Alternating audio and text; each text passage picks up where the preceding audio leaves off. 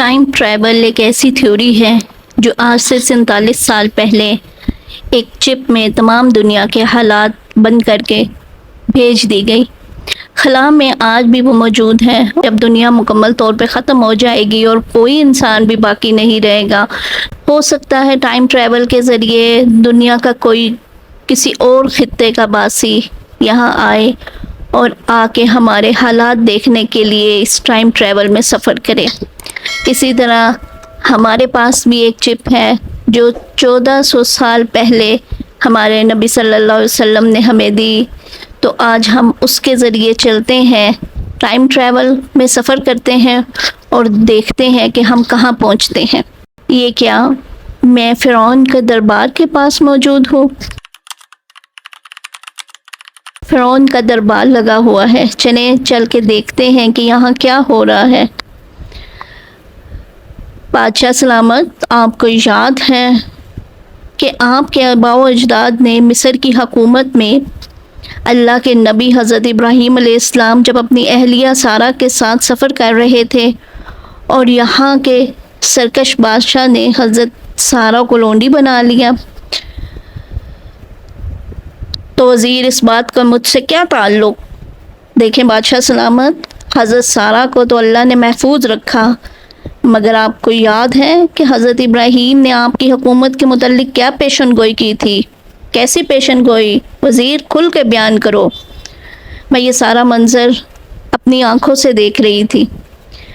انہوں نے کہا تھا میری اولاد میں سے ایک اولاد کا لڑکا اس ملک کو فتح کرے گا اور یہ ملک مصر اس قوم سے جاتا رہے گا، میرے منہ میں خاک، آپ ان کے سامنے ذلت کے ساتھ ہلاک ہوں گے۔ حد ادب گستاخ، آج کے بعد کوئی بچہ زندہ نہیں رہے گا، لے جاؤ اس کو اور اس وزیر کو بھی بند کر دو۔ توبہ توبہ، کیسا ظالم بادشاہ ہے، اللہ اس کو نست و نابود کرے۔ میں تو یہ منظر دیکھ کے دہل گئی ہوں۔ یہ کیا ہو رہا ہے؟ چلیں آئیں چل کے دیکھتے ہیں۔ یہ کیا، ہر طرف بادشاہ کے سپاہی بھاگ رہے ہیں، حاملہ عورتوں کو ڈھونڈ رہے ہیں۔ یہ حاملہ عورتیں بنی اسرائیل کی ہیں، ہر گھر کا دروازہ کھٹکا رہے ہیں، نکلو باہر نکلو، کیا تمہاری کوئی عورت حاملہ ہے؟ نہیں حضور، حضور، ایک اسرائیلی نے کپکپاتی ہوئی آواز میں کہا۔ جیسے ہی میرے کانوں میں یہ آواز پڑی، میں نے مڑ کے دیکھا۔ ہٹو پیچھے، یہ تمہاری قوم کی عورتیں یہ اندر جا کے دیکھتی ہیں۔ یہ کیسا نظارہ میں نے دیکھا، یہ کیا ہو رہا ہے؟ اچھا، تو ان کی اپنی قوم کی لالچی عورتیں۔ میں یہ منظر دیکھ کے دل میں سوچ رہی تھی یہ کیسی عورتیں ہیں، اپنی ہی قوم کی عورتوں کی گود خالی کر رہی ہیں اور بادشاہ کو مخبری کر رہی ہیں صرف چند سکوں کی خاطر۔ کیا زمانہ آ گیا ہے، اوہو، یہ تو وہی زمانہ ہے جس سے میں آئی ہوں۔ بادشاہ سلامت، ہاں بولو وزیر، کیا بات ہے؟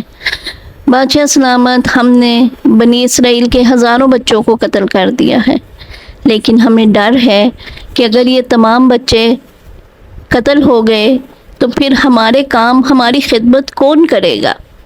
تو اس لیے میرا مشورہ ہے کہ ہم ایک سال بچوں کو قتل کریں اور دوسرے سال قتل نہ کریں۔ بادشاہ سلامت، کیا آپ میری رائے سے اتفاق کرتے ہیں؟ ٹھیک ہے، جیسا تم بہتر سمجھو، لیکن اگر میری حکومت پہ کوئی آنچ آئی تو میں تمہیں نہیں چھوڑوں گا۔ فرعون کا دربار لگا ہوا تھا اور یہاں پہ میٹنگ جاری تھی۔ چلتے ہیں اور چل کے دیکھتے ہیں کہ اس وقت کیا حضرت موسیٰ علیہ السلام کی پیدائش ہو چکی ہے۔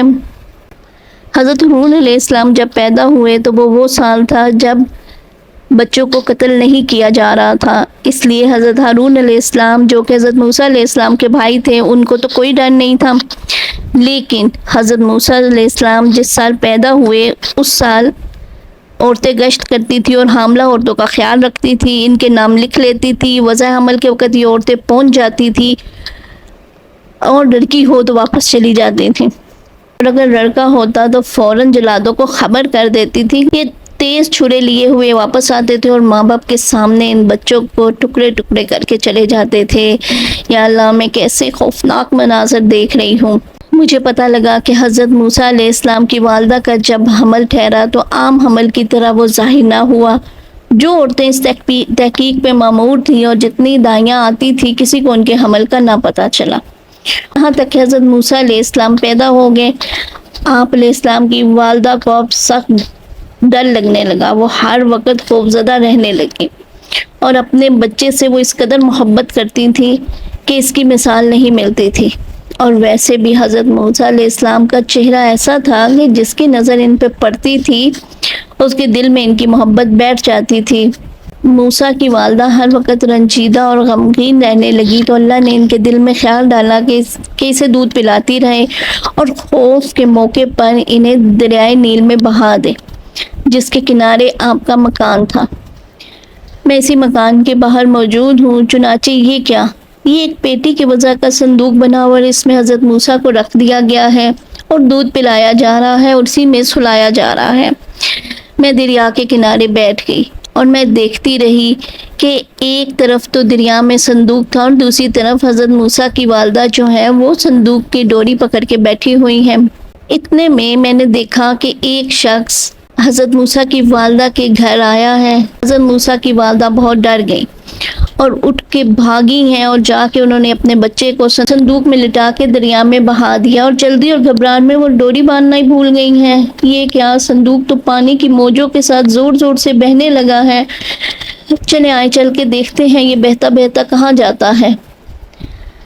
लो, ये तो फिरौन के महल के पास से गुजर रहा है। या अल्लाह खैर, अब तो ये बच्चा नहीं बचेगा। लेकिन ये क्या, लोंडियों ने इसे उठा लिया और फिरौन की बीवी के पास ले गए। इन्होंने अगर रास्ते में खोल लिया तो ये तो रास्ते में ही मार देंगे। जब पहले आए चल के देखते हैं फिरौन की बीवी क्या करती है। जब फिरौन की बीवी ने इसे खोला तो वो इस खूबसूरत नूरानी चेहरे वाले सही सालम बच्चे को देख के बहुत खुश हुई और उसका दिल मोहब्बत से भर गया। इस बच्चे की प्यारी शक्ल उसके दिल में घर कर गई और यही तो अल्लाह की मसलियत थी। फिरौन की बीवी को राह रास्त दिखाए, फिरौन के सामने इसका डर लाए और इसे उसके गरूर को ढाए। चले हम चल के उसकी वालदा को बताते हैं कि आपका बच्चा तो फिरौन के दरबार में पहुंच गया है। लेकिन ये क्या, ये तो मूसा की बहन है जो साथ साथ दरिया के चलती हुई आ रही है। यकीनन ये अपनी वालदा को जाके बता चुकी होगी। तो फिर मैं क्या करूं? चले आए महल के अंदर चलते हैं। मुझे कौन सा कोई देख रहा है। ये तुम बच्चा कहाँ से उठा के लाई हो? फिरौन आके धारा, किसी इसराइली औरत ने इसे फेंक दिया होगा और कहीं ये वही तो बच्चा नहीं है जो मुझे कत्ल करेगा, जबकि मैं हज़ारों बच्चों को दफना चुका हूँ। अब मैं इसको भी कत्ल करूँगा। नहीं नहीं, हज़रत आसिया ने सिफारिश की, आप इस इरादे से रुक जाइए, इसे कत्ल ना कीजिए। बहुत मुमकिन है कि ये आपकी और मेरी आंखों की ठंडक का बाइस बने। तुम्हारी आंखों की ठंडक का तो बाइस बन सकता है, लेकिन मेरी आंखों की ठंडक का बाइस नहीं बन सकता। फिरौन ने बड़े तकब्बर से कहा। हज़रत आसिया को अल्लाह ने अपना दीन नसीब कर दिया। हज़रत मूसा की वजह से उन्हें हिदायत मिल गई। हज़रत आसिया फरमाती हैं, शायद ये हमें नफ़ा पहुँचाए। इनकी उम्मीद अल्लाह ताला ने पूरी की। दुनिया में हज़रत मूसा अलैहिस्सलाम इनकी हिदायत का ज़रिया बने और आखिरत में जन्नत में जाने का। अब मेरा यहाँ पे खड़े रहने का कोई मकसद नहीं।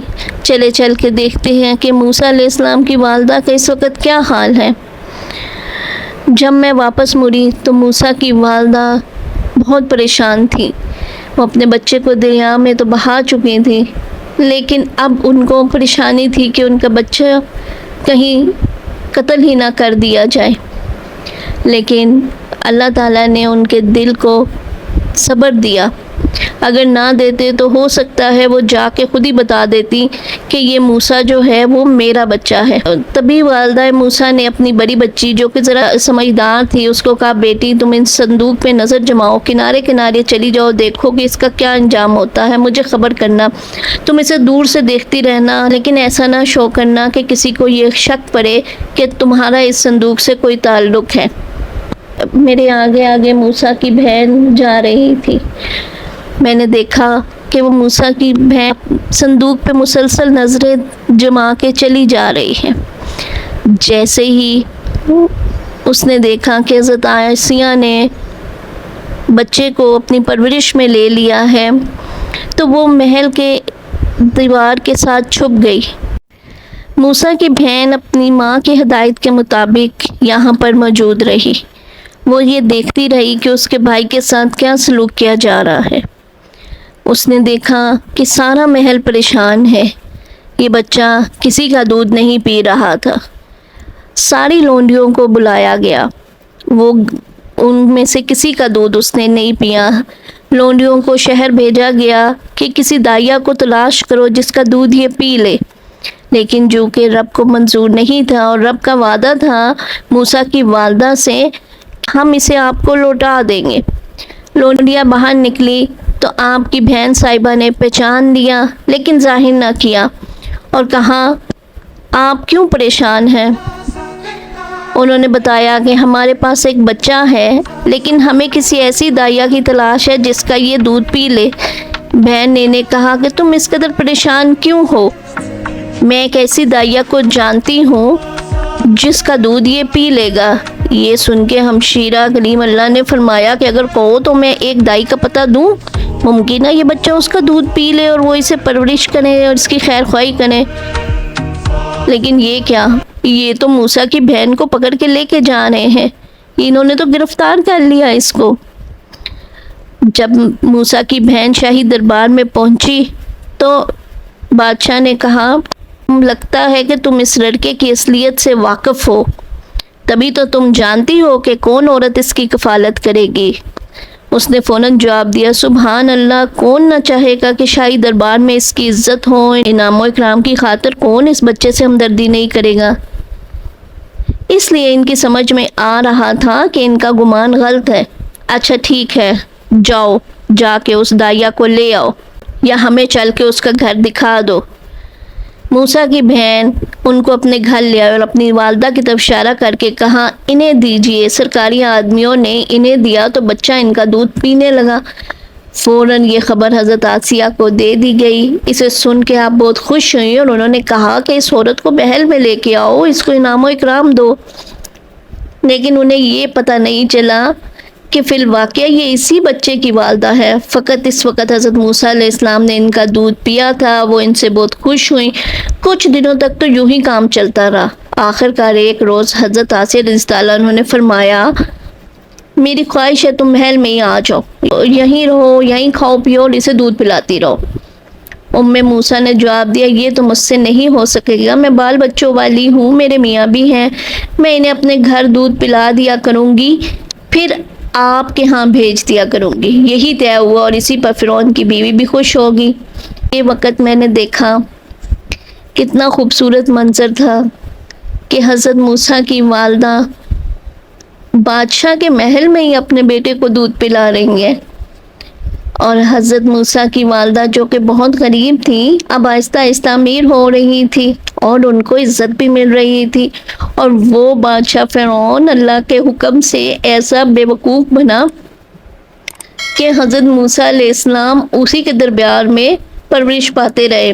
اور اللہ تعالیٰ کیسے اپنے وعدے کو پورا کرتے ہیں۔ اللہ نے کہا موسیٰ کی ماں سے کہ میں تمہیں تمہاری آنکھوں کی ٹھنڈک لوٹا دوں گا، تو اللہ تعالیٰ نے موسیٰ کی والدہ کو موسیٰ لوٹا دیے۔ چلیں ہم واپس چلتے ہیں، چونکہ اب تو سب ہنسی خوشی رہ رہے ہیں۔ حضرت موسیٰ اپنی ہی والدہ کا دودھ پی رہے ہیں، ان کی والدہ امن میں آ گئی ہیں۔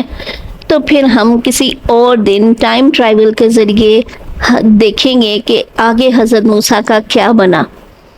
تو جڑے رہیں اور دیکھیں کہ میں ٹائم ٹریول کے ذریعے دوبارہ حضرت موسیٰ کو کہاں ملتی ہوں۔ اللہ حافظ۔